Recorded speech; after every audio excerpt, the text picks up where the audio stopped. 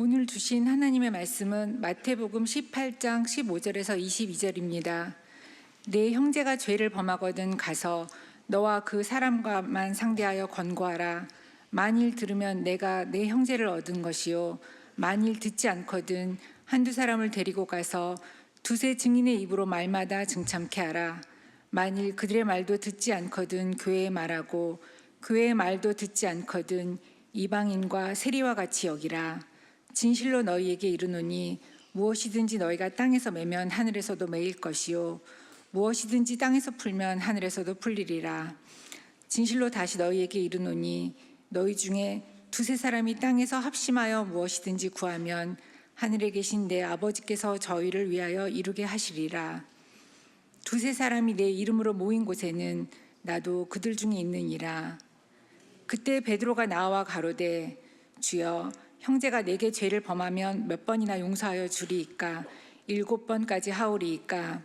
예수께서 가라사대 내게 이르노니 7번뿐 아니라 70번씩 7번이라도 할지니라. 아멘.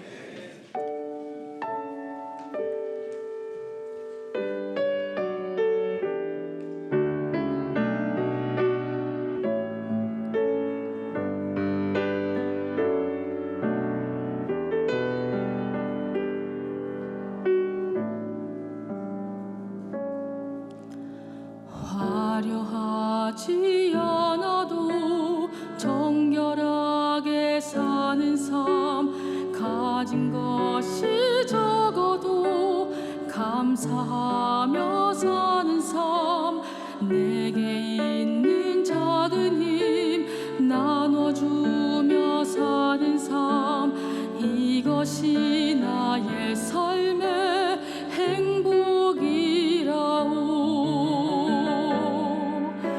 눈물 날 일 많지만 기도할 수 있는 것, 억울한 일 많으나 주를 위해 참는 것, 비록 짧은 작은 삶 주 뜻대로 사는 것, 이것이 나의 삶의 행복이라오.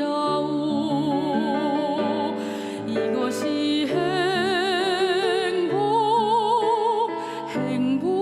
행복이라오. 세상엔 알 수 없는 하나님 선물, 이것이 행복이라오.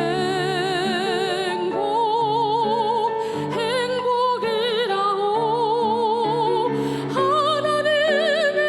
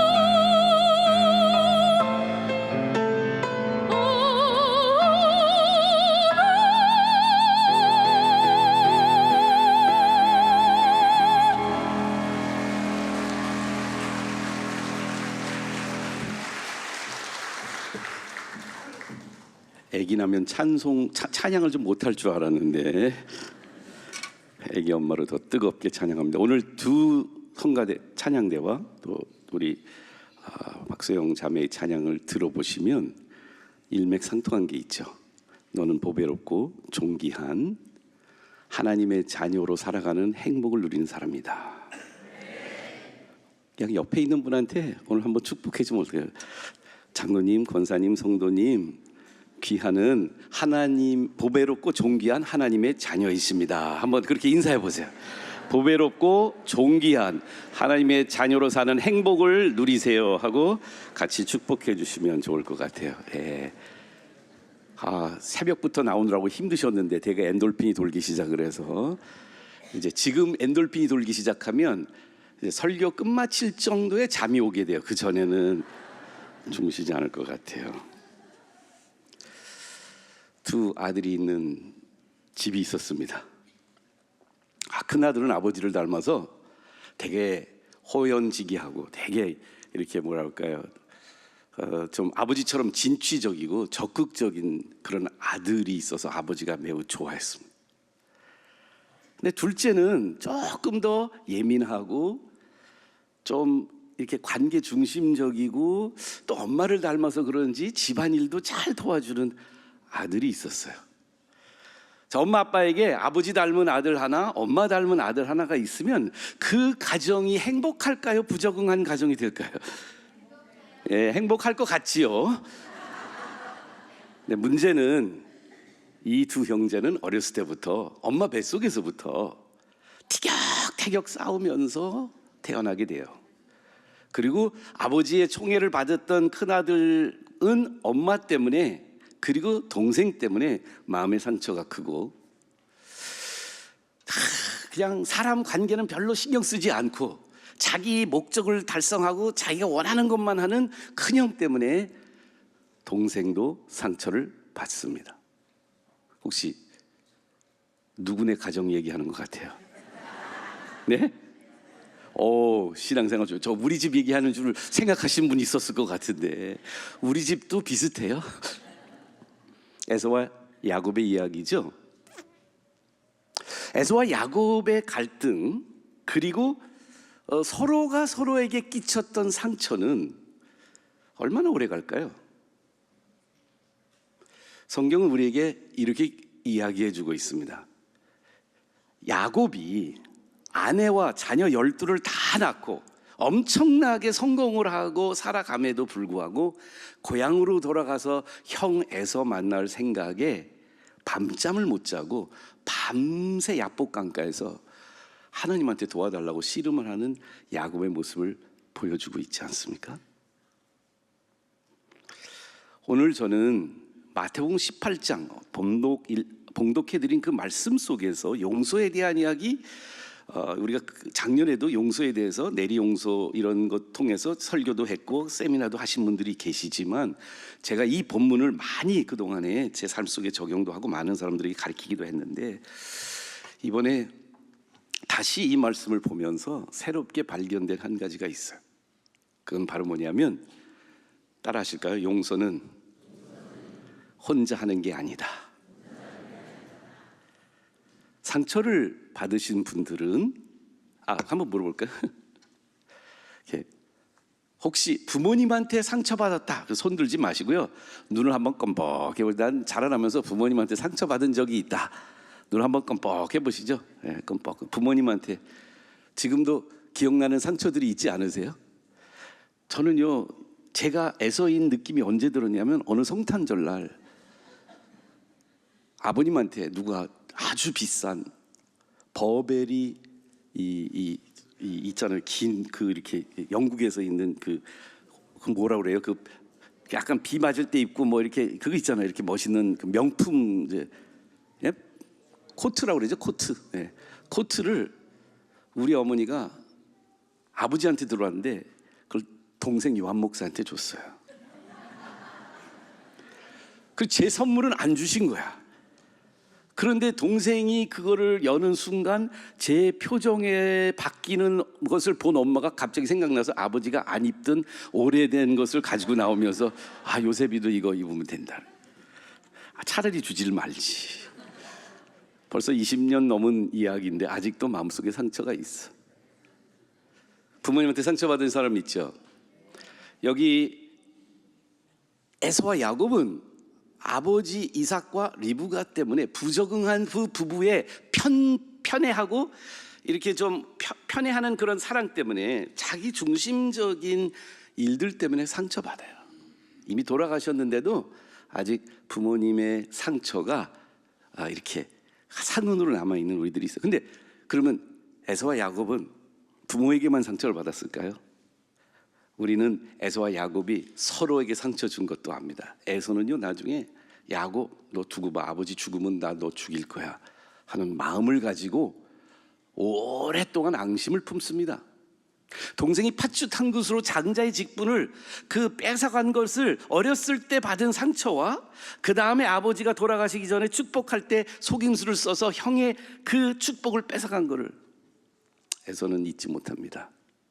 옛날 상처가 또 한 번 건드려지는 아픔을 경험합니다. 자, 이번에는요, 고개를 끄덕이, 눈 깜빡하지 않고 고개를 끄덕이는데, 가족 때문에, 그러니까 아버지 어머니 말고 가족 때문에 나 상처받은 적 있다 하는 사람들 한번 고개를 한번, 예, 가족 때문에. 동생, 형, 누나, 사촌 상처 받으셨죠? 잊어버릴 만한데 또 그 생각나게 해가지고 지금 기분 잡치신 분도 계시죠? 야곱은 결혼합니다. 근데 야곱이 경험했던 아픔들은 부메랑 돼서 자기 부부 관계에서도 또 돌아옵니다. 어머니에게, 아버지에게 받지 못한 사랑, 어머니에게 받던 편애가 자기 아내들 4명을 얻으면서 그 두 자매와 그 몸종들을 통해서 편애하는 이 부적응한 가정의 되물림이 또 상처로 돌아옵니다. 아내들이 상처받고 아내들 때문에 야곱도 힘들어합니다. 그리고 12아들을 낳아서 궁극적으로 자기가 가장 사랑하고 편애했던 요셉이 죽었다는 형들의 이야기를 듣고요, 자녀들한테도 상처받아. 아이고 어떻게 하지? 여러분, 자녀 다 키워놓고 미리 재산도 다 줬는데 지금 죄송합니다, 애새끼들 때문에 상처받으신 분들 계시죠? 참 부모라 어떻게 하지도 못하고 정말 마음속 아픔을 갖고 있는 우리들이 있습니다. 첫 번째 슬라이드 한번 보여주실래요? 히브리서 12장 15절 16절에 이런 말이 있습니다. 제가 읽어드릴게요. 너희는 돌아보아 하나님의 은혜에 이르지 못하는 자가 있는지 두려워하고, 또 노란색으로 표시한 걸 보세요.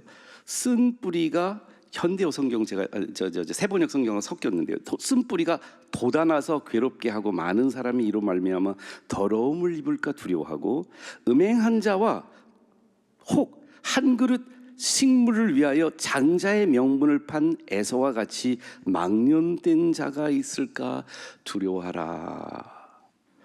여기 히브리서는 굉장히 예리한 영적 통찰력을 우리한테 주고 있습니다. 어렸을 때부터 받은 상처, 팥죽 한 그릇으로 동생이 속임수를 써서 형한테, 속임수는 아니죠, 팥죽 한 그릇은 속임수가 아니죠, 팥죽 한 그릇 장자의 명분을 아무 생각 없이 그냥 동생한테, 그래 나 배고픈데 네가 그냥 장자 돼, 네가 큰형 해, 내가 뭐 그거 가지고 뭐 지금 배고픈 게 해결하는 게 더 급하지 무슨 뭐. 그런데 나중에 그게 부메랑이 돼서 자기한테 상처가 되잖아요. 그런데 그게 에서에게 쓴뿌리가 되고요. 우리가 아는 것은 이삭의 축복을 받은 이후에 에서가 어른이 다 돼, 지금 뭐 거의 60이 넘은 거의 중년 이상의 나이를 가진 이 에서가 아버지가 더 이상 축복이 없고 다 야곱에게 줬다고 하니까 통곡하고 자기 가슴을 치며 그 쓴뿌리를 가지고 야곱이 돌아올 때까지 마음속에 상처가 쓴뿌리로 남아 있습니다. 영어로 쓴뿌리를 영어 성경은 bitterness라고 번역합니다. 다음 슬라이드를 보여줄까요? 저는 이것을 쓴뿌리, 우리 성경에는 악독의 쓴뿌리라고 하는데요, 쓴뿌리는 무엇이냐 하면 이거예요.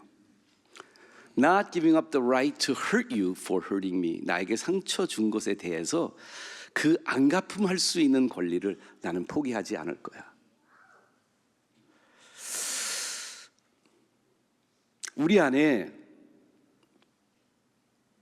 내려놓지 않은 내 안에 상처받은 것에 대해서 계속 마음속에 물론 잊은 것 같기도 하고 뭐 좀 이제는 나 오래전 일이라 나는 결 기억하고 싶지도 않은데 우리 안에는 쓴 뿌리가 남아있어. 성경은 그것을 망령된 자 그리고 이 사람들을 다른 사람들 많은 사람들을 더럽히는 사람이 되는 것이라고 말합니다. 생각해 보시면 내가 오래전에 받았던 상처 정말 내 잘못이 아니고 다른 사람 때문에 다른 관계들 때문에 내 안에 오랫동안 받은 그 상처의 쓴 뿌리가요 우리들 관계 속에 지금도 계속 더럽히고 있어. 관계를 되게 힘들게 하고 있어. 내 안에 용서하지 못한 상처들 때문에 그 상처가 딱재기가 졌지만 그 딱재기 밑에 조금만 뜯어보면 고름이 나올 수 있는 그 소독하지 않은 상처들 그것들 때문에 우리 애는 다른 관계도 생각지도 않은 곳에서 다른 형성으로 나타납니다.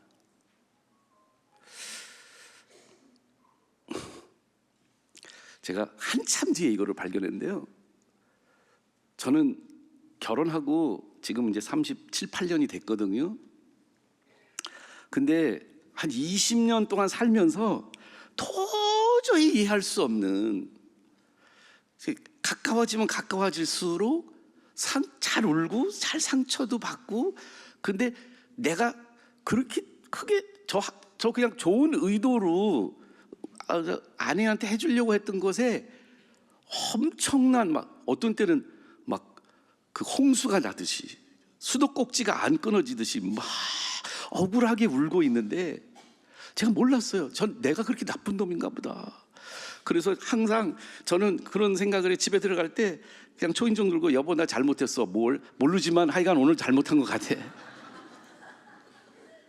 하고 그냥 미스터 말로만 싹싹 비는 남편이 돼갈 수밖에 없는 게 조금만 뭘 해도 상처를 계속 저의 삶 속에서 저의 행동 속에서 내 눈빛 속에서 말투 속에서 계속 상처를 받는. 물론 내가 잘못한 건 맞는데 그 정도로 잘못한 것 같지 않았거든요. 근데 용서 프로토콜을 아내와 함께 2019년도에 하면서 그때 깨달은 게 있어. 아내의 오래전에 입었던 상처들, 나 만나기 전부터 입었던 상처들에 의해서 생성되었던 보호 본능과 다시는 이렇게 상처받지 않겠다고 마음속에 해결하지 않았던 그 응어리들이 제 관계 안에서 자꾸 그 상처를 건드리는, 내가 입힌 상처가 아니었지만 건드렸던 그 상처 때문에 저희 부부 관계가 반복적으로, 저도 마찬가지고요. 아내만 그런 건 아니에요. 저도 부모님으로부터, 제 형제들로부터, 제 주변 사람들로부터, 동네에서 맨날 언제 한국에 왔냐 물어봤던 사람들로 인해서 받았던 수많은 상처들이, 아내가 조금만 이상한 눈으로 날 쳐다보면 나는 눈빛의 상처를 받는 사람이거든요. 그럼 그 상처를 보호하기 위해서 제가 엄청나게 다른, 또 저는 이제 공격하는 걸로 상처를 방어했고요. 아내는 울고 막 그런 관계. 근데 우리 부부 관계가 해결이 되지 않는 거예요. 왜 그런가 봤더니 결혼 전에 받았던 상처가 제대로 다루지 않은 곳에서부터 나온 쓴뿌리의 bitterness, 악독이라고 그래요. 악독의 쓴뿌리가 안에 있어요. 에베소 4장 31절 32절을 보시면 바울이 이런 말을 해요. 근데 우리 문장 구조는 그냥 나열이 돼 있는 것 같아요. 악독, 노함, 분남, 떠드는, 비방 이런 단어들이 나오잖아요. 그런데 원어 성경을 보면 영어로 그 악독이 bitterness거든요. 그리고 나머지가 그걸 묘사하는 단어들로 돼 있어요. 그러니까 메인 개념은 bitterness예요. 모든 악독과 그 안에서 파생되긴 그 쓴뿌리에서부터 자라나서 열매를 맺고 있는 게 뭐냐면 노한 거예요. 마음속에 그냥 우리 애들이 요즘 와서 어떤 딸이라고 하면 3명 중에 1명이겠지만 우리 애 중에 한 명이 그런 얘기를 해요. 아빠는 왜 요즘 이렇게 쉽게 화내? 혹시 여러분들 자녀가 그런 얘기 한 거 들어본 적 있어요? 그 어디서 나온 줄 아세요? 제 쓴뿌리에서 나오는 거예요. 턱 건드려도 화내. 쉽게 분노가 터져. 그리고 나도 모르게 막 헌담을 하고 가십을 하고 남의 이야기를 떠드는 것과 비방하는 것, 그리고 malice, 모든 것을 그냥 부정적으로 보고요, 악이 있는 것으로 봐요. malice를 버려야 되는데 어떻게 버리라고요?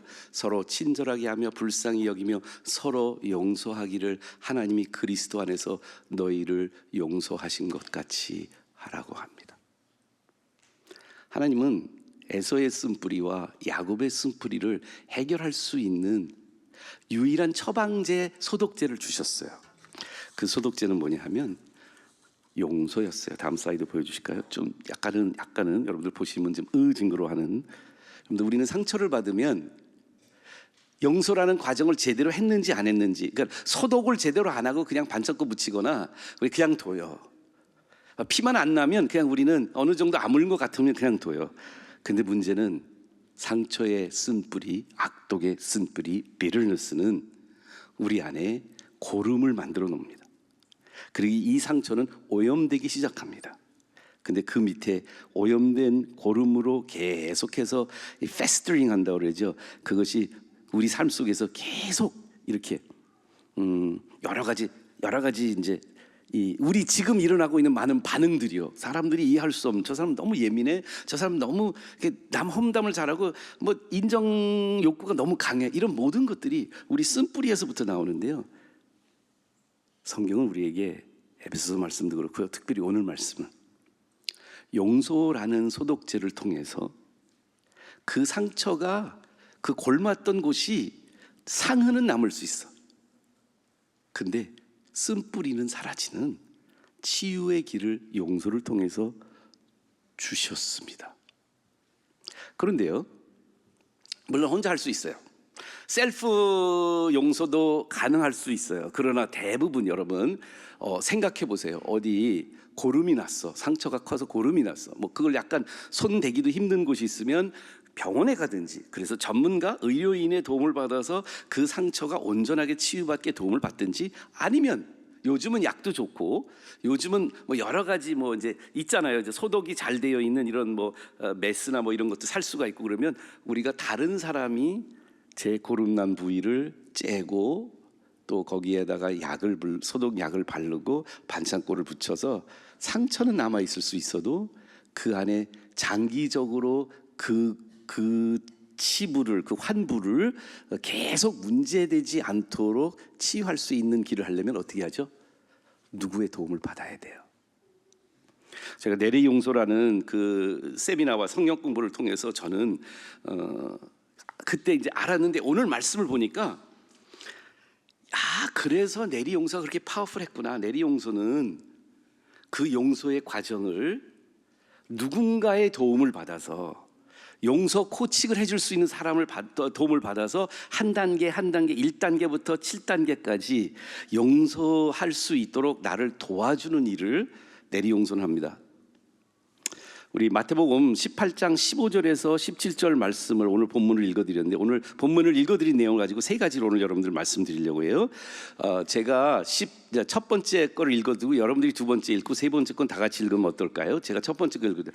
내 형제가 죄를 범하거든 가서 너와 그 사람만 상대하고 하여 권고하려 하랴. 만일 들으면 내가 형제를 얻은 것이요. 만일.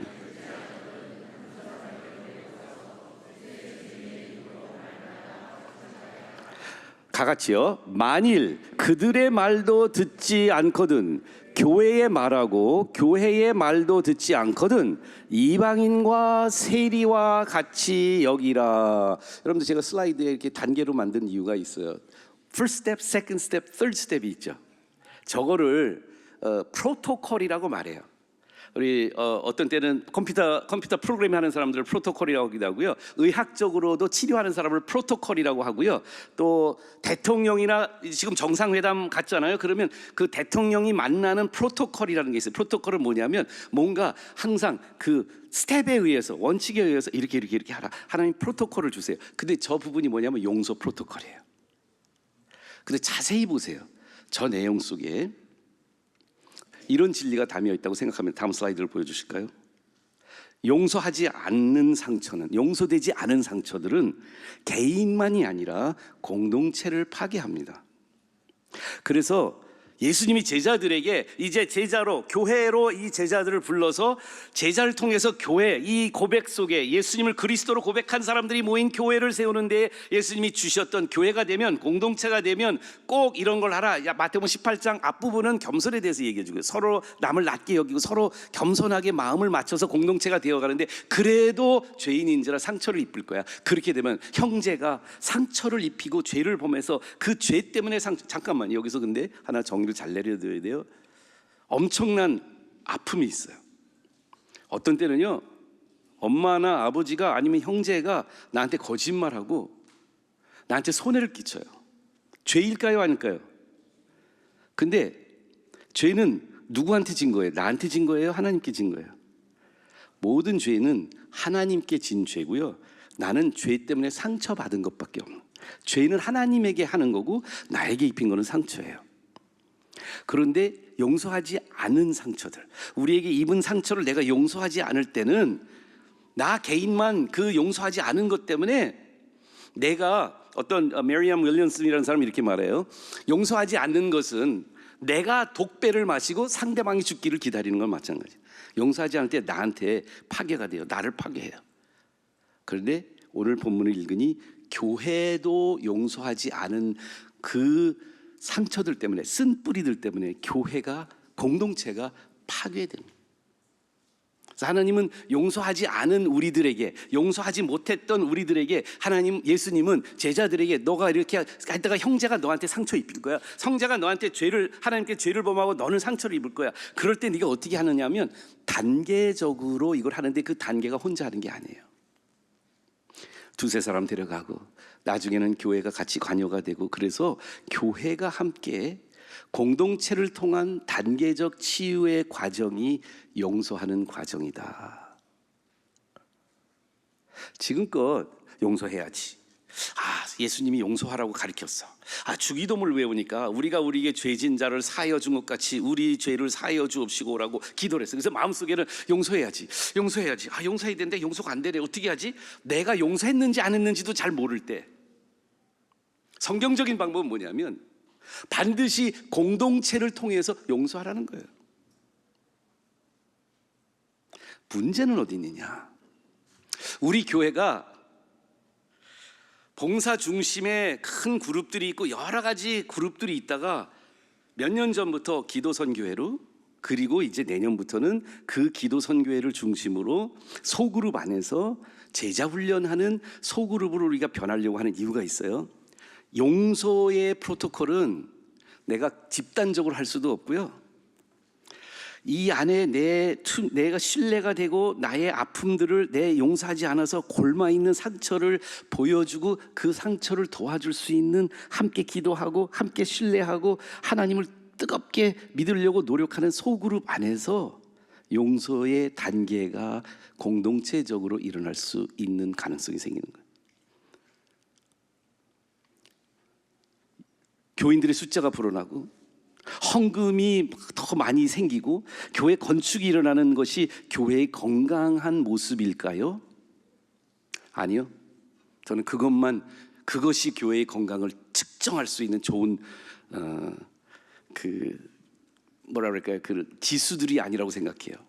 교인이 늘어나는 것, 헌금이 늘어나는 것, 교회 건물이 세워지는 것, 이게 우리가 건강한 교회다라는 것을 보여주지 않고요. 진짜 건강한 교회의 지수는, 진짜 건강한지 안 건강한지 판단할 수 있는 것은 그 교회 안에 상처받은 사람들이 서로 도와줘서 용서하는 지수가 얼마나 많이 늘어나고 있느냐. 이게 교회의 건강을 예수님의 말씀 속에서 저는 발견하게 됩니다. 다음 그 슬라이드 아까 다시 보여주세요. 상처의 회복은, 상처를 내가 치유받고 싶은 거는, 나 상처받아서 그 상담받고 교회 와서 기도받고 또 서로가 이렇게 위로해주고, 이 상처의 회복은 내 상처받은 걸 그냥 나 스스로 치유하고 싶은 게 아니에요. 아까 읽어드린 본문에 보면 내 형제가 죄를 범하면 권고하라. 만일 들으면 내가 형제를 얻은 것이다. 예수님의 관심사는요, 제자들이 서로 상처 입을 거 아셨어요. 그런데 이 상처 받을 때 이런 단계를 공동체적으로 용서하는 단계를 서로 도와줘라라고 하신 이유가 있어요. 왜냐하면 상처가 치유받아야 될 이유는 공동체가 형제를 얻는 거예요. 내가 다시 버릴 만한 형제, 잃을 만한 형제, 나하고 등 돌려서 다시는 저 사람하고 난 상종도 안 할 거야, 이렇게 강팍한 마음이 생긴 것을 용서를 통해서 우리가 공동체가 회복되는 게 목표예요. 정계에 계셨던 분들 많이 계십니다. 뭐 여러 가지 얘기가 많지만요, 저는 우리나라가 백성들이 행복하려면요, 국회 안에서 정권 교체 속에서 용서의 하나님의 은혜가 관계 회복을 치유하지 않으면 한국 공동체가 깨어지고 상하고 멸망할 수밖에 없는 나라가 돼버릴 거예요. 용서하지 못하는 사람들이 자기의 상처에 그 골문 것들을 점점 키워놓고 언젠가는 안 갚음하겠다는 악독의 쓴뿌리로 계속 키우고 있는 우리 상황 속에서는요, 소망이 굉장히 어둡습니다. 미래가 어둡습니다. 다음 세대에게 굉장히 우리 지금 기성세대가 회개하고 용서를, 하나님이 주시는 용서의 능력으로 소독되는 기적이 일어나야 될 줄 믿습니다. 하나님은 용서만이 관계 회복과 공동체 회복을 주셨어요. 영상 하나 준비했는데요, 영상의 배경을 얘기하고 영상 한번 보고 그 다음 포인트로 넘어갈게요. 용서하지 않으면 우리 개인이 아니고 공동체가 다 깨집니다.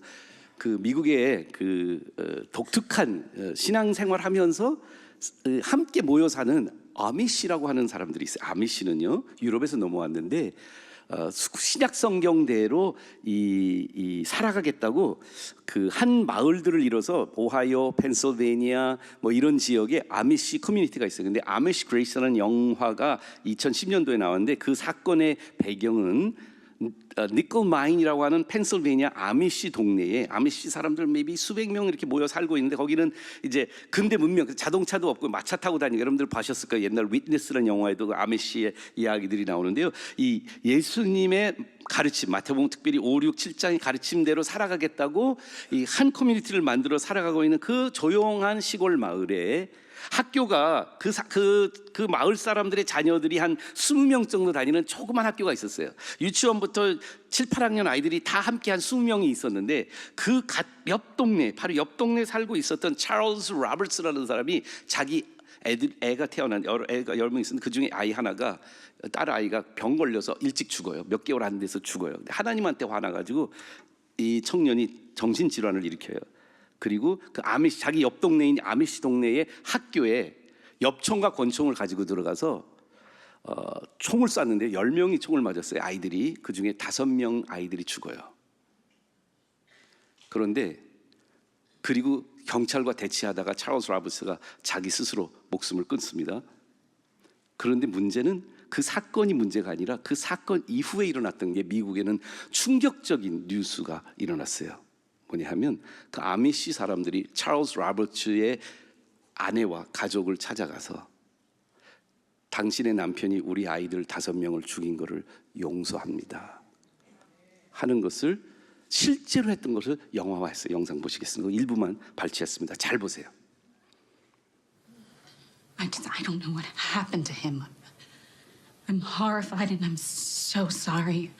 I would give anything, my life, to get those girls back. Were any of you related to them?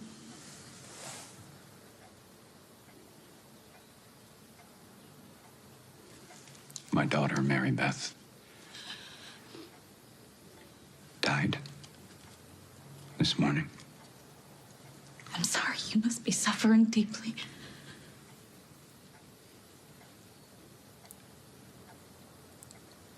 It is a deep wound, yes.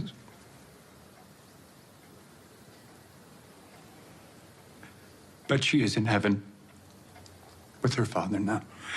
And she is at peace.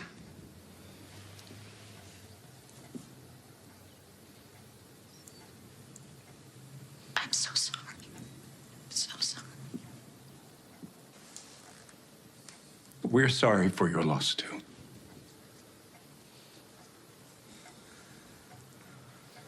my loss. You lost a husband. Your children have lost their father.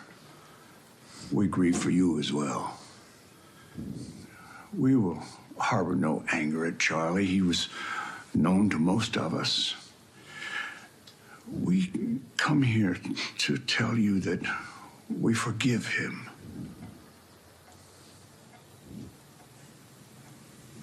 You forgive him. For as ye forgive men their trespasses, your heavenly Father will forgive you also.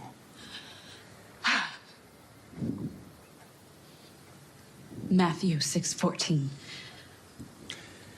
We will not allow hatred into our hearts. We know that you will be facing harsh judgments, and we would like to offer our help.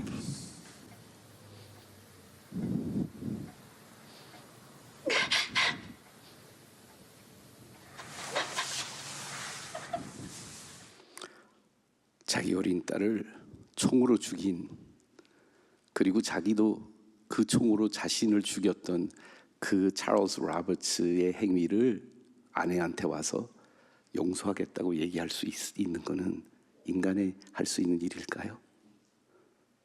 근데 유심히 보셨어요? 제 영상을 여러 번 봤는데, 용서 때문에 이거를 여기저기서 틀어봤는데, 제가 이 말씀을 준비하면서 새롭게 깨달은 게 있어요. 어떻게 아미시, 특별히 거기 왔던 그 아빠가 자기 딸을 죽인 그 남자의 가족들한테 와서 나는 그 남자를 용서합니다라고 얘기할 수 있었는지 보셨어요? 혼자가 아니었어요. 같이 한 동네에서 말씀대로 살려고 몸부림쳤던 형제들이 함께 용서하자고 도와줬기 때문이 아닐까요? 저런 용서, 예수님 같은 용서는 나 혼자 할 수 있는 게 아니에요. 다음 슬라이드를 보겠습니다.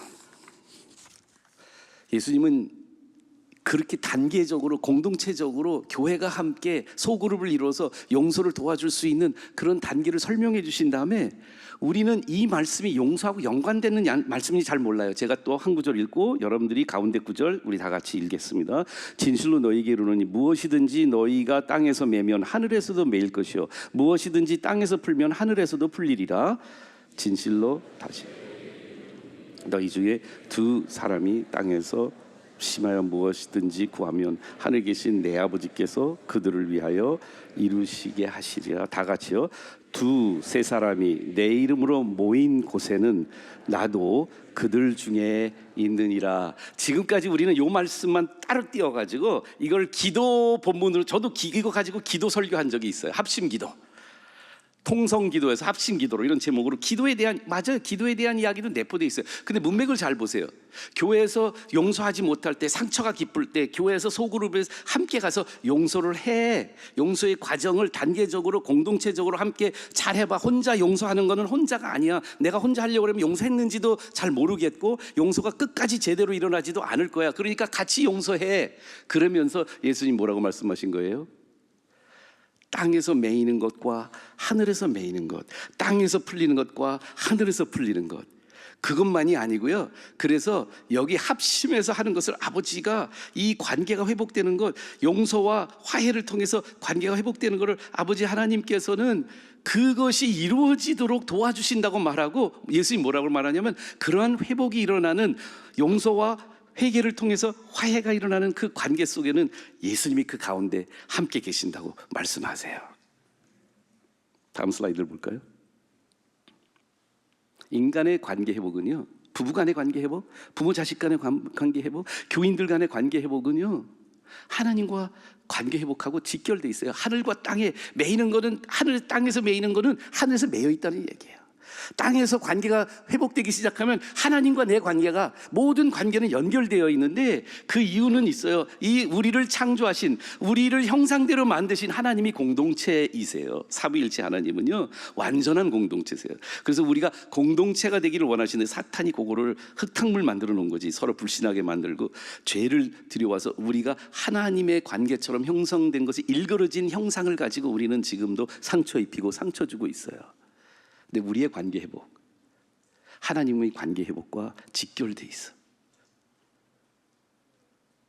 베드로전서에 그런 얘기하거든요. 형제들아, 아내와 연약한 그릇의 아내와 함께 잘 지내라. 그러니까 그 관계의 회복하라. 부부 관계를 회복하라. 그래야 네 하늘에서 하나님과 기도할 때 하나님이 기도를 들어주신다는 거예요. 그러면 우리가 영적으로 하나님과 교통하고 관계하는 것에 가장 리트머스 시험지, 내가 하나님 관계가 좋다는 걸 알 수 있는 거는 내 부부 관계를 한번 측정해 보세요. 좀 별로 말 안 하고 계세요? 그러면서 신앙 좋고 하나님 관계 좋다고 말하는 것은 새빨간 거짓말입니다. 하나님은 공동체이시고요, 하나님과의 관계와 우리들의 관계가 다 연결되어 있어요. 화해는 용서와 회개가 합성될 때 되는데요. 다음 슬라이드를 넘겨주세요. 화해에 대한 슬라이드. 화해는 reconciliation은요, 용서하는, 상처받은 사람이 용서해주고 상처를 준 사람이 회개를 하는 그 관계에서 이루어지는데, 어느 게 먼저 일어나야 될까요? 상처 입힌 사람이 와서 빌고 용서를 구하면 우린 그때서야 화해하겠다는 마음이 생겨요. 근데 성경은 다르게 말해요. 오늘 본문에서도 보면 성재가 죄를 범하면 너가 가서 관계 회복하려고 노력하라고. 우리 자존심 상처 입힌 사람이 먼저 잘못을 구해야지. 그 사람은 아직 잘못했다고 생각도 하는데 내가 먼저 용서하라고? 예, 그렇습니다. 다음 슬라이드를 보여주세요. 브루스 앤 토니 히블은 저것을 Table of Reconciliation이라고 그때 여기 오셔서 설교하실 때도 직접 보여줬는데요. 용서는 무엇이냐? 용서가 먼저 돼야 되는 이유가 여기 있다는 거예요. 삼위일체 하나님이 이미 완벽한 공동체를 이루시고 그 공동체 안에서 완전한 레컨실리에이션이 일어난 테이블로 우리를 초대하세요. 근데 우리가 그 테이블에 오려면 조건이 딱 하나가 있어. 그 테이블에 앉아서 하나님과 관계가 회복되기 위해서 제일 먼저 해야 될 게 있어요. 내 안에 그 테이블에 올 수 있는 자격은 용서할 때 가능한 거야. 내가 용서를 하고 그 테이블에 와서 아직 나한테 상처 입힌 사람, 나한테 아픔을 준 사람, 그 사람이 아직 회개하지 않아도 그 테이블에 와서 내가 먼저 시작하는 게 뭐냐면 화해의 잔치를 벌이고 있는 거예요. 하나님은 내가 용서하는 순간부터, 그래서 내 용서가 내 안에 있을 때 하나님의 관계가 회복이 되고 하나님의 테이블에 내가 초대를 받아서 거기서 하나님과 함께 그 용서를 해서 상처가 다 이렇게 아물고 있는 우리의 삶 속에서 회개하는 사람이 그 테이블에 올 때까지 기다리고 용서를 또 하고 미리 용서하고 내리 용서하고 내 상처 입힌 것을 계속 용서하는 과정 속에서 그 테이블에서 우리는 화해를 경험하게 되는 것입니다. 하나님과의 회복이, 하나님과의 화목이 부부관계의 화목, 부모 자식 간에, 형제들 간에, 그리고 우리가 이 세상에서 나의 돈 뜯어먹은 사람들과의 회복도 어떻게 일어나냐? 하나님 앞에서 내가 먼저 프로토콜을 통해 용서를 경험하기 시작하고 그 테이블로 가서 하나님과 교제를 시작한 사람만이 하늘에서 매이고 하늘에서 푸른 그 관계를 하는 사람들이 화해의 테이블에 앉고 그 테이블에 앉은 그곳에 예수님이 오셔서 함께 해주신다는 거예요. 여러분들, 지금 깨어진 관계를 여러분 스스로 고칠 수 없고 회개를 강요할 수도 없어요. 그러나 용서부터 하시면, 용서의 축복을 마음속에서 완전히 주시면 여러분들의 삶은 벌써 화목과 회복의 길로 들어가시게 되실 거예요. 복음, 다음 슬라이드요. 복음의 핵심이 뭘까요? 같이 읽겠습니다. 제가 한 절 읽고 여러분들이 두 번째 절. 그때에 베드로가 나와 이르되 주여, 내 형제가 내가 죄를 범하면 몇 번이나 용서하여 주리까? 7번 하면 됐나까요? 여러분 읽으세요. 시작. 예수께서 이르시되 내게 이르노니 7번 아니라 7번이라 7번씩 7번이라도 할지니라. 무슨 얘기 하시는 거예요, 예수님이? 용서보다 더 중요한 게 없고, 용서 제끼고 몇 번만 용서하는 게 아니라 용서는 처음부터 끝까지 그냥 계속해야 된다는 거 아닐까요? 다음 슬라이드 보시면, 저는 복음의 핵심은 용서입니다.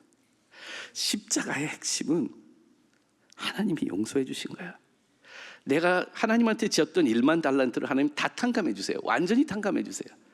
뭐 조금이라도 갚아봐라 하지도 않으세요. 다 용서해 주셨어요. 그런데 이 스토리 뒤에 나오는 그 비유가 있잖아요. 1만 달란트와 100데나리를 위한 빚진 자를 용서하지 못하는 그 종을 예수님 말씀하세요. 네가 홀이라도 갚지 않으면 너 그 옥에서 나오지 못할 거야. 근데 뭘 갚아야 돼요? 탕감 다 해줬는데 우리가 지고 있는 빚 딱 하나 있어요. 용서의 빚이에요. 복음은 우리에게 용서해 주신 하나님이 기대하고 있는 거 딱 하나 있어요. 너 용서 못해? 그럼 너 내가 준 용서를 제대로 누리고 있지 못하고 받아들이지 않는 거야. 내가 용서한 걸 받아주면, 복음을 내가 믿는다면 너는 네 죄가 용서받은 것 때문에 너에게 상처 입힌 사람들을 용서해 줄 수 있어야 돼. 다음 슬라이드요. 그래서 저는 이 진리를 믿습니다. 복음은 어느 곳을 들여다봐도 anywhere you cut the gospel, 복음은 어디를 비워도 용서의 보혈이 흘러나옵니다. 내 주의 보혈은 정하고 정하다. 나의 죄를 씻기는 예수의 보혈 안에는 용서의 보혈이 흐르고 있습니다. 요한일서 2장 2절에 이런 말이 있어요. 그리스도는 우리 죄를 위한 회목제물이니 우리만 위할 뿐 아니야 온 세상의 죄를 위하심이라. 마지막 슬라이드요.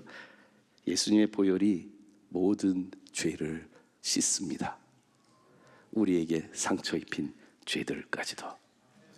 예수님이 용서해 주셨는데 내가 아직 용서 못하고 있다면 여러분들 쓴뿌리를 경험하고 있지 않을까요? 다 같이 기도하시겠습니다.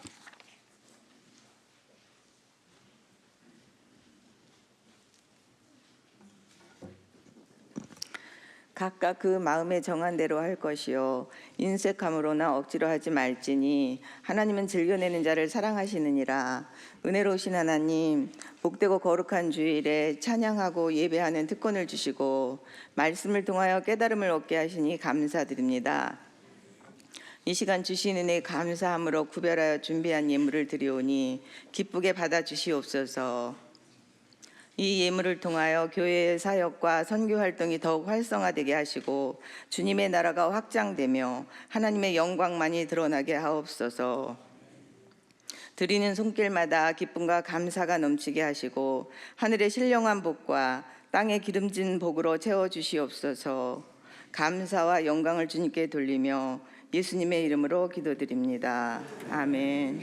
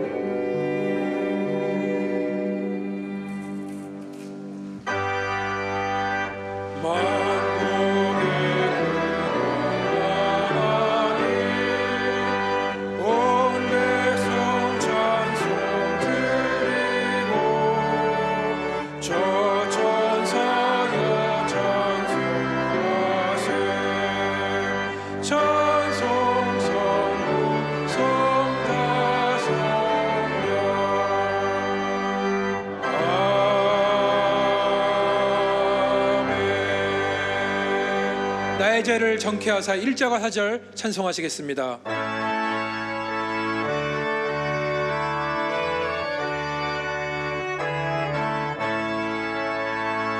나의 죄를 정케하사 주의 일꾼 삼으신 구세주의 넓은 사랑 항상 찬송합니다. 나를 일꾼 삼으신 주 크신 능력 주시어 언제든지 주 뜻대로 사용하여 주소서. 주여 내게 성령을 충만